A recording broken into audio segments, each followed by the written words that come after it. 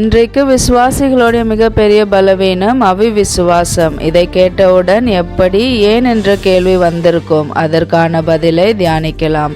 வேதத்தில் உயிர்த்தெழுந்த கர்த்தரை நாங்கள் கண்டோம் என்று மற்ற சீஷர்கள் தோமாவினிடம் சொன்ன பொழுது அதற்கு அவன் அவருடைய கைகளில் ஆணிகளால் உண்டான காயத்தை கண்டு அந்த காயத்தில் விரலை இட்டு அவன் கையை அவருடைய விழாவில் போட்டால் ஒழிய விசுவாசிக்க மாட்டேன் என்றான். இதை அறிந்த இயேசு தோமாவை பார்த்து அவிசுவாசியாயிராமல் விசுவாசியாயிரு என்றார். ஏனென்றால் தோமாக்குள் நல்கிரியையை தொடங்கினவர் முடியும் வரை உண்மை உள்ளவர்.